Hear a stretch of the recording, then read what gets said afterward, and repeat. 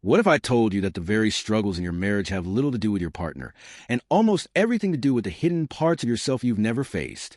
What if every argument, every disappointment, every wound that seems to come from the person you love is actually a reflection of a shadow living inside you? Carl Jung once said, "Everything that irritates us about others can lead us to an understanding of ourselves." And in marriage, this statement becomes more than philosophy. It becomes a daily reality. Because whether you realize it or not, your spouse is not just your companion. They are also the mirror of your unconscious. The good, the bad, the beautiful, and the ugly parts of you all surface in the intimacy of marriage. And until you face them, you will repeat the same cycles of conflict, frustration, and distance again and again. But once you begin to see the truth Jung revealed, love itself becomes something deeper than romance. It becomes a path of self-discovery, healing, and transformation. Marriage is often described in simple terms. People think of it as a union of two souls, a partnership, a family, a shared life.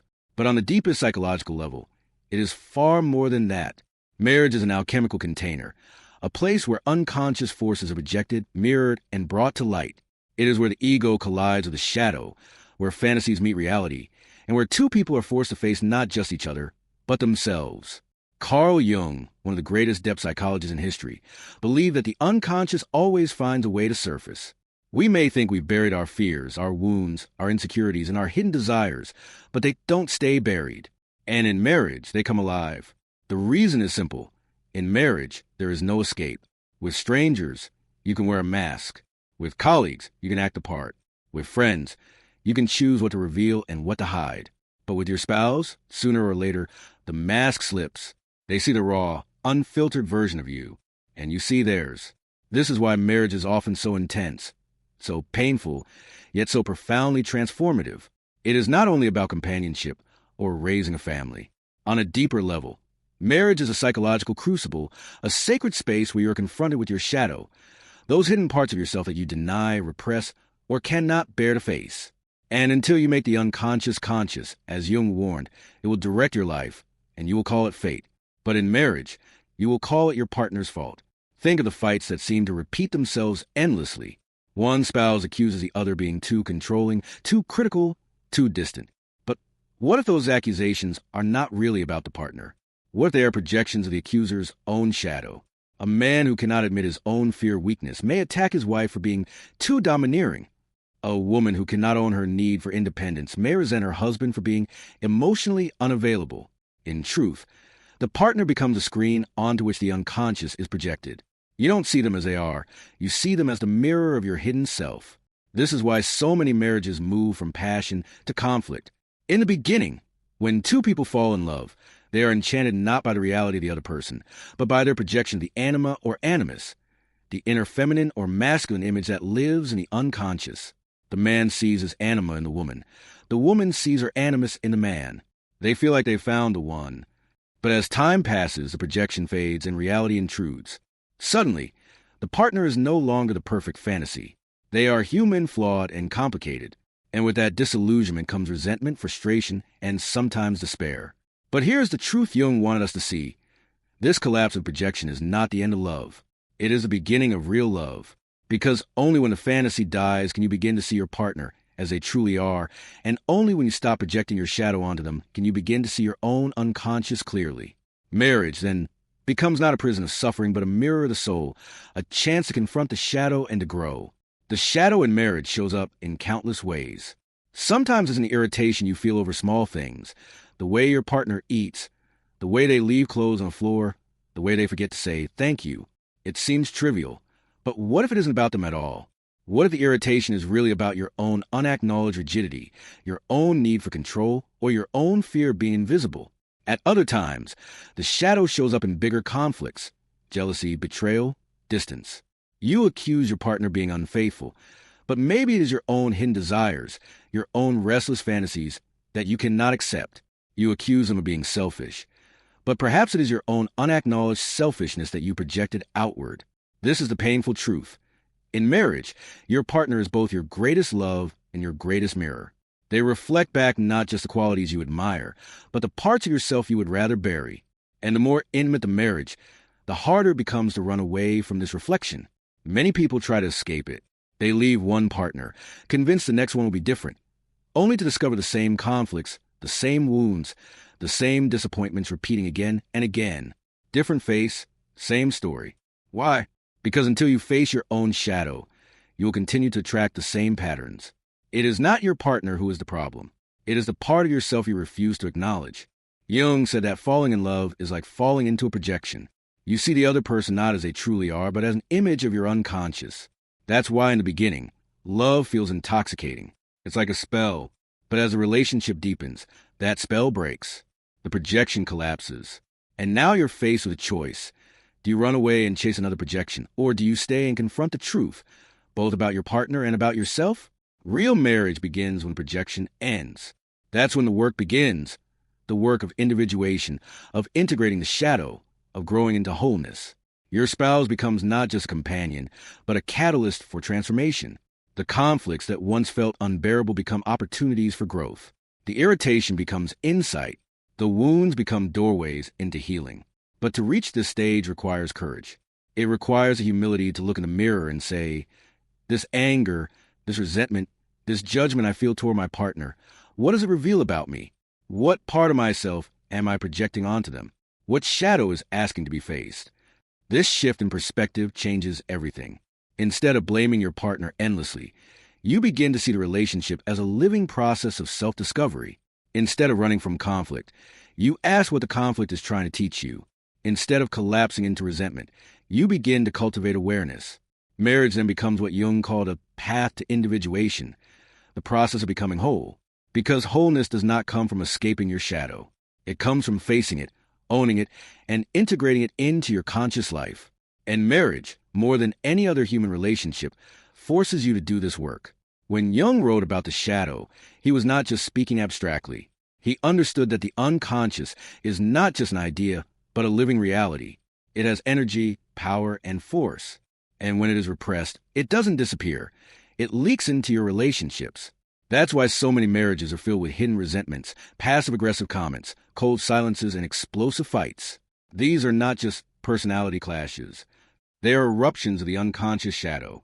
The task, then, is not to eliminate conflict, but to understand it, not to blame your partner, but to ask, what is being reflected here? What part of my own unconscious is being shown to me through this relationship? In this way, the very difficulties that threaten to break a marriage become the medicine that heals it. And perhaps this is the most important secret Jung left us. Love is not just about happiness. Love is about consciousness. Marriage is not designed to keep you comfortable. It is designed to make you whole. When two people fall in love, they are often convinced that what they feel is unique, almost magical, something no one else could possibly understand. And in many ways, they are right. Love is magical. But Jung explained that part of this magic is not about the other person at all. It is about the unconscious projections we place upon them. In every man lives an image of the feminine, the anima. In every woman lives an image of the masculine, the animus. These archetypal figures shape the way we fall in love, the qualities we find irresistible, and the fantasies we attach to our partner. A man may be drawn to a woman who seems tender, mysterious, nurturing, or spiritually deep. He feels like he has found the embodiment of his soul's missing piece. But what he is really seeing is his own anima reflected in her. And a woman may fall for a man who appears strong, decisive, protective, or visionary. She believes she has finally found her hero. Yet, much of what she loves is her own animus, projected onto him. This is not to say the qualities aren't real, but that the intensity of attraction comes less from the partner's reality and more from projection of the unconscious. This explains why love can feel like destiny at first and disappointment later. In the beginning, both partners are not truly seeing each other. They are seeing their inner images come alive. They are in love, not with reality, but with their unconscious ideals. And then, inevitably, the projection collapses. The woman who once seemed tender now feels clingy. The man who once seemed strong now feels domineering. The qualities that once fascinated now frustrate. At this stage, many marriages begin to crack. People say, "You've changed," or "You're not the person I married." But the truth is, the other person hasn't changed. What changed is that the veil of projection has lifted, and now reality stands before you. This is a critical moment in marriage. Do you run, chasing another projection, hoping to recapture the intoxicating feeling with someone new?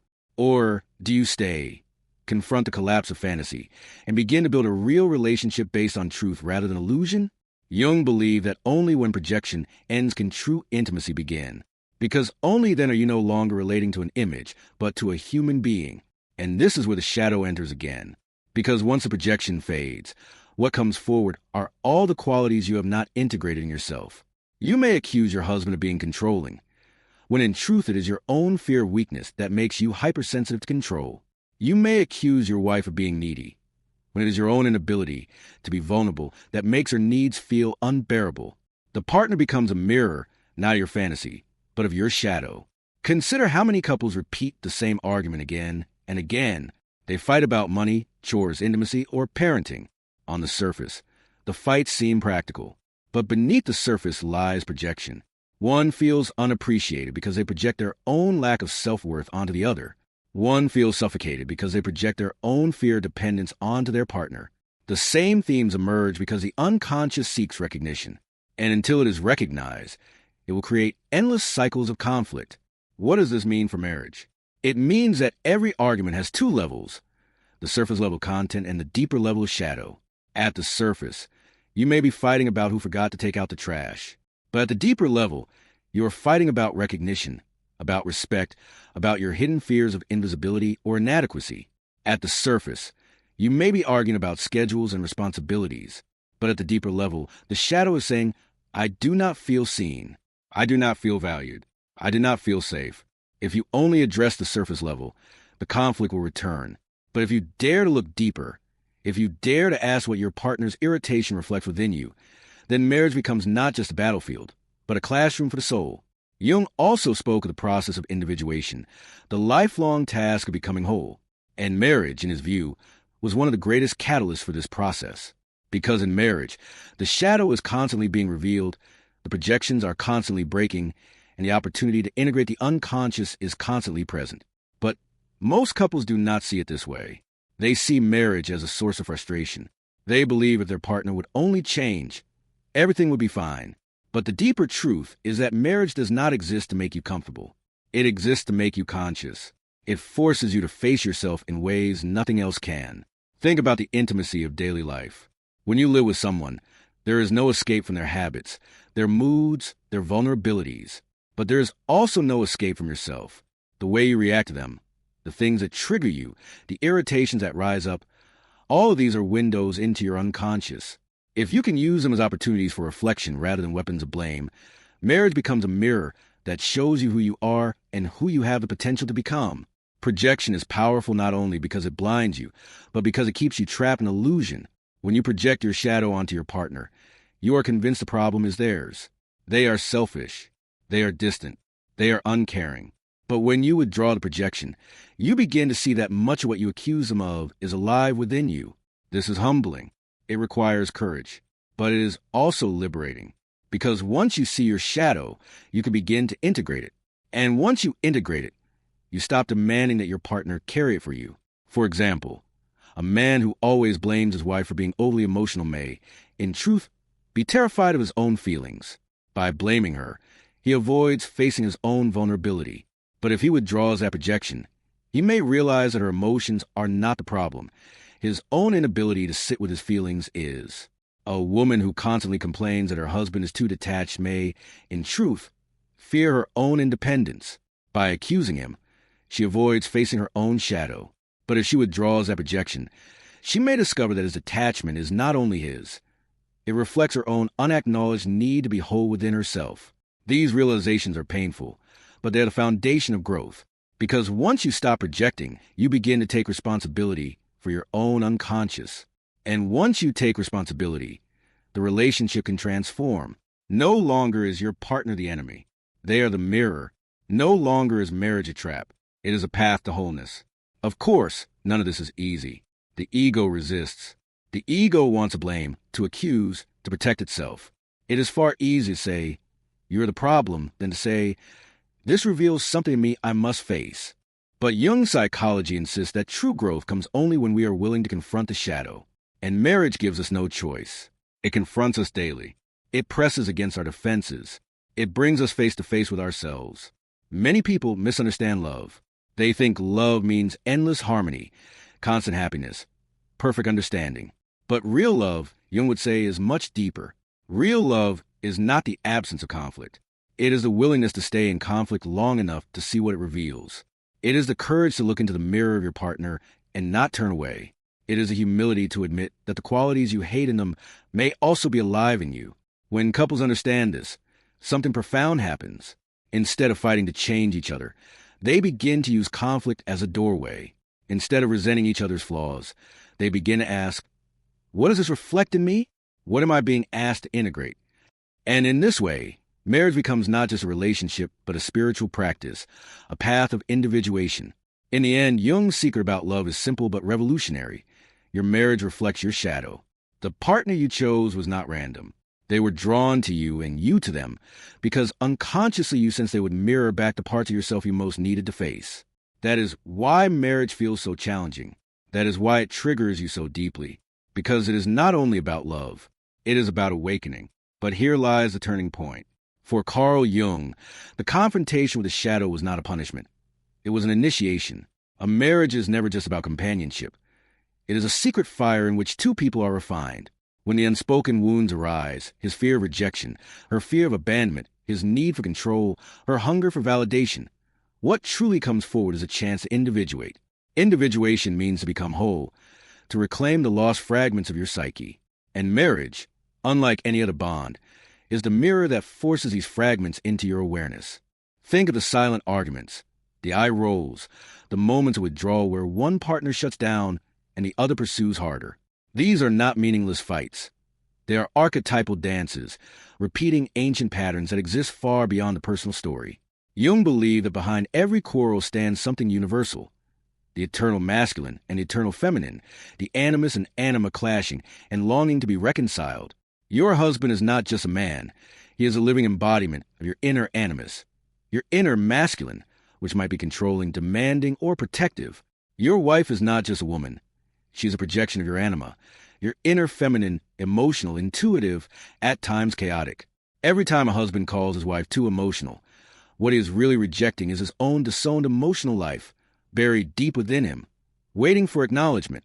Every time a wife says he is so cold, so detached, she is naming the very detachment she herself fears to confront in her own being. And the tragedy of marriage is not the argument. It is the blindness. Couples do not see that they are not fighting each other. They are wrestling with their own shadows, using the face of the beloved as the battlefield.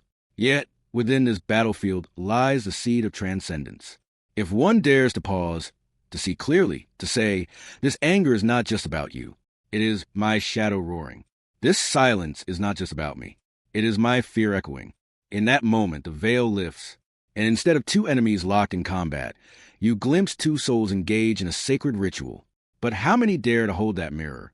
Most escape. They numb themselves with distraction, with blame, with fantasies of someone else who will understand them better. They never realize that the shadow does not disappear when you run. It follows you into the next relationship, the next marriage, the next chapter, because the shadow is you. And until you face it, you will keep meeting it over and over in the body of another. This is why Jung insisted that love is not about happiness. It is about wholeness. Happiness comes and goes. It is fragile, seasonal. But wholeness, that is eternal. To walk beside a partner who constantly reflects your wounds is not easy. It is agonizing. And yet, if you stay conscious, it is the greatest school of transformation life has ever designed. Imagine for a moment, every time your spouse irritates you, instead of reacting, you ask, what is this showing me about myself? Every time you feel neglected, you whisper inwardly, where have I neglected myself? Every time you feel unloved, you ask, have I given myself the love I seek? Slowly, painfully, the battlefield becomes a classroom. The arguments become revelations. The very person you thought was your enemy becomes your greatest teacher. This, Jung would say, is the alchemy of marriage. Two shadows colliding, burning, dissolving, until what remains is not the illusion of perfection, but the raw gold of truth. And that truth is this: your marriage is not broken. It is a mirror, and what you choose to see in it will decide whether you remain in endless cycles of projection or whether you awaken into love's deeper secret, the union of souls to the union of shadows. The truth about love, as Jung discovered, is that it's not just about the person you're with. It's about the person you're becoming. Marriage, at its core, is a mirror that reflects your hidden wounds, your unspoken desires, and your unconscious fears. That's why so many couples find themselves in repetitive arguments, circling the same conflicts over and over as if stuck in a loop. Jung explained that this is not coincidence. It is the psyche's attempt to bring what is hidden into the light. Each fight is a shadow knocking at your door, asking to be recognized. Each moment of tension is life giving you an opportunity to grow. But here's the challenge. Most people resist the shadow. They project it outward. Instead of saying, "This anger belongs to me," they say, "You made me angry." Instead of realizing that jealousy, bitterness, or resentment is a call for inner work, they make their partner the villain of their story. And so, the marriage becomes a battlefield instead of a sanctuary. When you begin to see marriage as a mirror, everything changes. That harsh criticism from your spouse could be echoing your own inner critic. That rejection you feel when they withdraw could be resonating with a part of you that never felt enough long before marriage even began. Jung knew that the unconscious doesn't simply vanish when you say, "I do."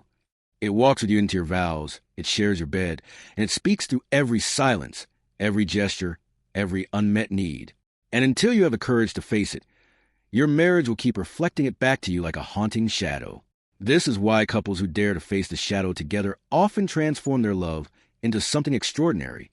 Instead of pointing fingers, they ask deeper questions. What is this really about? What part of me is hurting?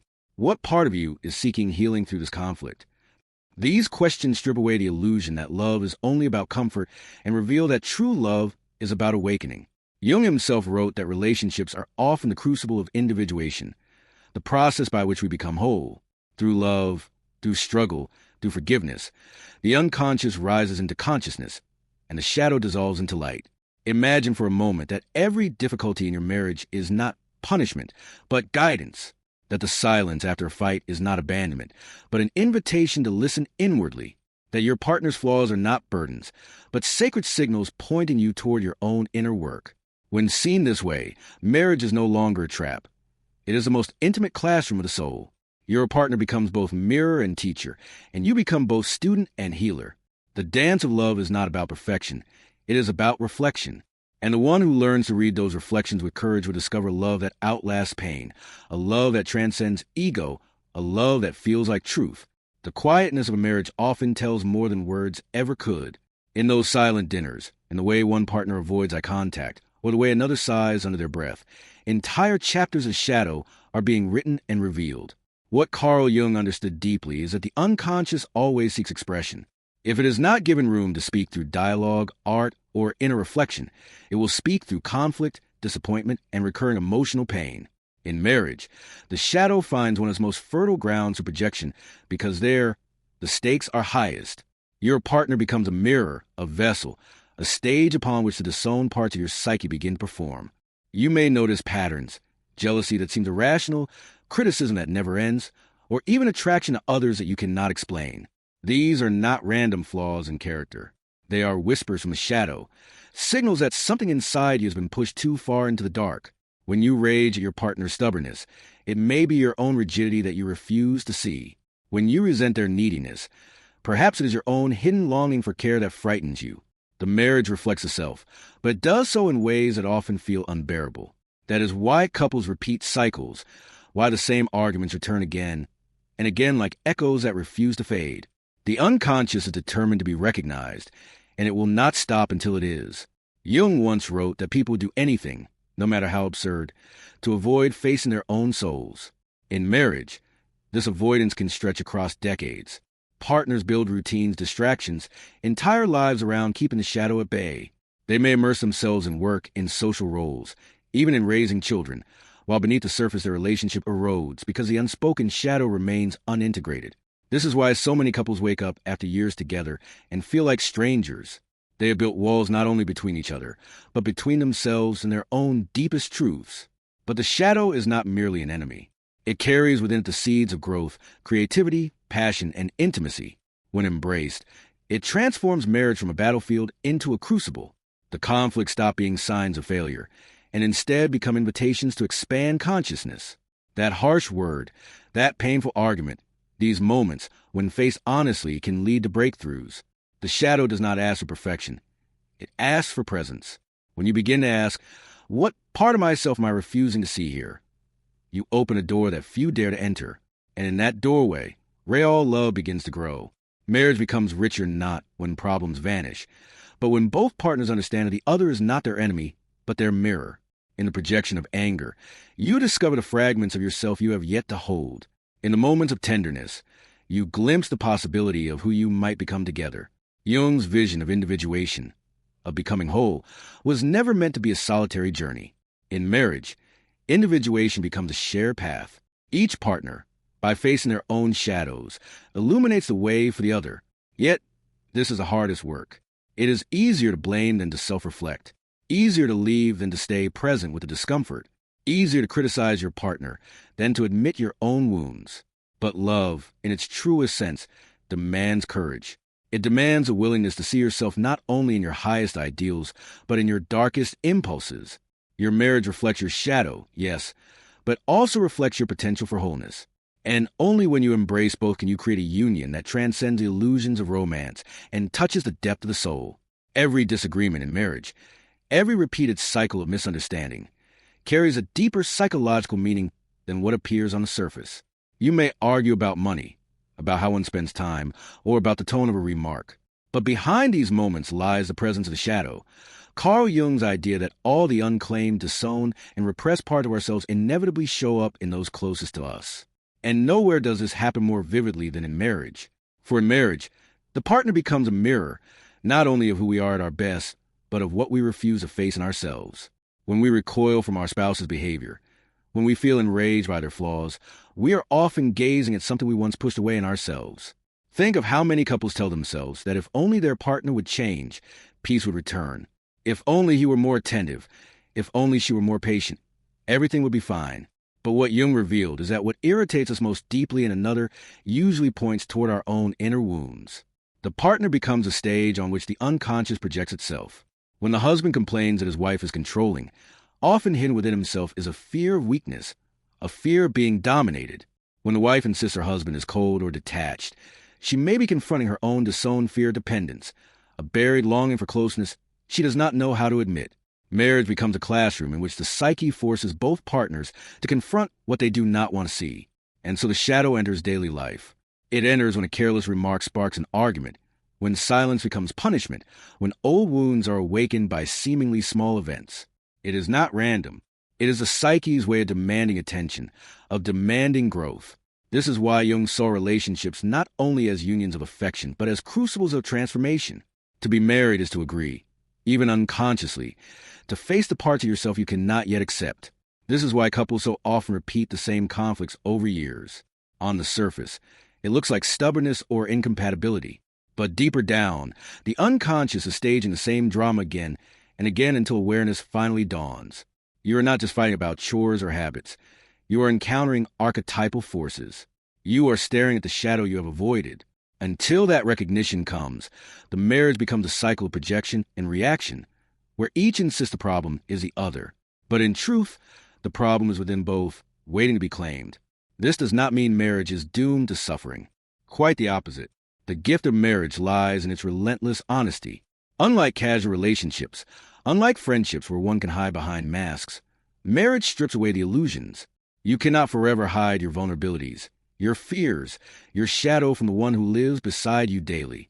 Their presence reveals what you have long denied. The irritation becomes an invitation. The anger becomes a mirror. The discontent becomes a teacher. And when couples accept this truth, when they stop blaming and start asking, what in me is being reflected here, transformation begins. It is in these moments that self-improvement takes on its deepest meaning. Self-improvement is not merely reading more, exercising, or building habits. In the Jungian sense, self-improvement in marriage means embracing the shadow, integrating what was once disowned, and allowing love to become a path of individuation. For individuation, the process Jung described as the integration of the conscious and unconscious into a fuller self, cannot happen in isolation. It requires relationship, because it is relationship that awakens the sleeping parts of the soul. To accept this is to change the very meaning of love. Love is no longer only about comfort or harmony. It becomes the most powerful psychological practice a human can enter. Love is a laboratory in which the shadow is made visible, and marriage is the furnace in which transformation is forged. What begins as frustration can turn into awakening. What feels like betrayal can become revelation. What looks like loss can transform into growth. This is the paradox of marriage through the Jungian lens. It hurts not because it is failing, but because it is working. It is doing its job, which is to expose the truth of who you are. Every marriage holds an invisible mirror, and within that reflection lies the image of the shadow you've tried so hard to ignore. Imagine for a moment that every unresolved fear, every hidden insecurity, every part of yourself you refuse to acknowledge finds its way into your partner's behavior. When they are cold, you feel abandoned. When they are critical, you feel unworthy. When they withdraw, you feel invisible. But is it really them you're fighting with? Or is it the buried part of yourself that you've never dared confront? Carl Jung taught that the shadow cannot be destroyed, only integrated. And in marriage, this lesson becomes painfully clear.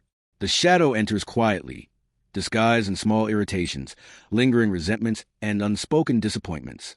At first, you may think these conflicts are about household chores, finances, or differences in temperament. But if you look deeper, you'll see that they're about your own inner contradictions. The part of you that craves love may also fear intimacy. The part of you that wants commitment may secretly long for freedom. The part of you that projects strength may be terrified of weakness. And every time these contradictions stir within you, they appear in your partner's actions like a reflection you cannot escape. This is why so many marriages become battlegrounds for projection. One partner accuses the other of being controlling, not realizing that it is their own fear of losing autonomy that fuels the perception. Another complains about neglect, unaware that it is their own neglected inner child crying out through the silence. Couples argue endlessly, not because of what their partner does, but because of what their partner awakens within them. The marriage becomes a theater where the unconscious plays out its hidden scripts, and both partners unknowingly act their roles. But here lies the paradox. Marriage is not merely about romance, comfort, or companionship. It is about transformation. It is the most intimate laboratory for individuation, where two souls agree, consciously or unconsciously, to confront themselves through each other. When you marry, you are not only saying yes to the person before you, but to the parts of yourself they will reveal. And this is why some marriages feel unbearably difficult. You are not only facing your partner, you are facing yourself. Jung believed that the work of marriage is not to change the other, but to recognize the shadow within. When your partner triggers anger, ask yourself, what part of me feels powerless here? When your partner's distance wounds you, ask, what part of me is afraid of abandonment? When their flaws seem unbearable, pause and ask, do these flaws mirror something I've repressed in myself? The answer is rarely comfortable, but it is always liberating. Because the moment you see your projection for what it is, the marriage shifts. You no longer demand that your partner carry your shadow for you. You begin to reclaim it, to integrate it, to grow. This does not mean you must tolerate harmful behavior, nor does it mean every marriage can or should survive. But it does mean that no matter the outcome, marriage will always be your teacher. It will show you where you're divided within yourself, and it will challenge you to become whole. Even in separation, the shadow lesson remains. You cannot escape yourself, and until you meet yourself fully, you will carry the same patterns into every relationship that follows. To live in a conscious marriage requires courage. It requires the humility to admit that much of what you despise in your partner is something you fear in yourself. It requires the patience to pause before projecting, and the wisdom to see the lesson beneath the conflict. It requires, above all, the willingness to love not only the parts of your partner that bring you joy, but also the parts that awaken your pain, for they are the keys to your deepest growth. In truth, your marriage reflects your shadow because it must. Without this mirror, you might never confront the hidden corners of your psyche. Without this reflection, you might remain asleep to the deeper work of the soul. And so, the shadow is not your enemy. It is your guide. It is the secret ally Jung spoke of, the hidden force that pushes you toward wholeness through the most intimate of relationships. The further you travel into marriage, the more you realize that love is not only about two hearts, it is about two mirrors. Every argument, every silence, every gentle smile carries a reflection of your own inner world. Carl Jung believed that what we refuse to see within ourselves does not disappear. It hides. And where does it reveal itself most clearly? In our most intimate relationships. That is why marriage, more than anything else, becomes the place where the shadow lives. Think for a moment about the partner who irritates you the most. Is it because of what they do, or because of what they awaken within you? The forgotten anger, the fear of abandonment, the hidden insecurity. These do not vanish when you marry. Instead, they travel with you into your marriage bed, into your kitchen, into your quiet evenings. Your partner becomes the actor who unknowingly plays the role of your unconscious self. They reflect your wounds, your suppressed desires, your unfinished business with your own past. This is why couples often fall into patterns. One feels ignored, the other feels controlled. One withdraws, the other chases. The cycle repeats again and again, not because the love is gone, but because the shadow has not been faced. Jung would say, you are not fighting your spouse, you are wrestling with your own unlived life. But here's the paradox. This very conflict is also the path to growth. Marriage is not meant to make you comfortable. It is meant to make you whole. The fights, the misunderstandings, the moments of distance, they are all invitations. They ask you, will you blame your partner forever, or will you turn inward and discover what it is that you need to heal within yourself? Imagine, for example, a man who criticizes his wife for being too emotional. He sees her tears, her sensitivity, her vulnerability as a weakness. But if you look deeper, you find that this man was taught as a boy to bury his own emotions, to never cry, to never admit pain. His wife's tears do not bother him because they are hers. They bother him because they awaken the shadow he has suppressed in himself. Her vulnerability mirrors the tenderness he has long rejected within. Until he learns to honor his own sensitivity, he will keep attacking hers. Or take the woman who resents her husband's ambition, his obsession with work. She feels abandoned, unimportant, unseen. Yet within her lies a dream she never pursued, an ambition she never gave herself permission to chase. Her anger toward him is a projection of her own unlived potential. She does not only resent his absence, she resents a reminder of what she has denied within herself. Do you see? Marriage reveals you to yourself. It is not just about love. It is about shadow work. When you face the conflicts of your marriage with honesty, you are not only repairing a relationship, you are completing yourself. Jung's wisdom tells us, the goal of life is individuation, the integration of all parts of self. And your marriage is one of the greatest laboratories for this inner work. Yet many avoid it. They choose blame over reflection. They say, my partner is a problem. They divorce, remarry, and find themselves in the same story again and again, because the shadow follows them wherever they go. Until you face your shadow, no relationship can truly be free. But when two people in marriage commit not only to loving each other, but to seeing themselves through each other, something extraordinary happens. Arguments become teachers. Disappointments become doorways. Even betrayal, when understood through the lens of the shadow, can become the breaking point that awakens both partners to their deepest truths. This is not easy work. Shadow work never is. It requires humility, the courage to ask, what does this conflict say about me? It requires compassion, the ability to say, what I judge in you is also alive in me. And it requires love, a love strong enough to face the darkness without running away. When you begin to do this, your marriage transforms. No longer just a romance, no longer just a contract. It becomes an alchemical process. Two souls, each carrying their shadows, meet. They collide, they break, they hurt. But if they stay, if they look inward, they emerge as more than they were before. Individuation through union, wholeness through love. This is Jung's secret about marriage. Your spouse is not your enemy. They are your greatest mirror. They are the shadow bearer, the one who reflects back to you the parts of yourself you would rather not see. And if you are brave enough to accept that reflection, you will discover that the very struggles you thought would destroy your marriage are the same struggles that can save your soul. As Jung noted, what we refuse to see in ourselves is inevitably projected onto those closest to us. Marriage, therefore, becomes a stage where the hidden forces of the psyche are acted out. The husband who denies his own vulnerability may accuse his wife of being too weak, too emotional, or too needy. The wife who suppresses her own ambition may resent her husband's drive, labeling him as selfish or power-hungry. Neither sees that the conflict is not only between two people, but between their conscious ego and their unconscious shadow. This is why relationships so often feel like battles. Two people are not just arguing about money, chores, or intimacy. They are unconsciously wrestling with their own repressed selves, mirrored in the partner across from them. And until this is understood, the cycle of blame and resentment repeats endlessly. The most painful part is that many couples believe their suffering means a marriage is broken beyond repair. But Jung would argue otherwise. He would say the suffering itself is the proof that growth is possible. For it is only through the tension of opposites, love and hate, attraction and repulsion, desire and fear, that true transformation emerges. A marriage without struggle is often a marriage without depth.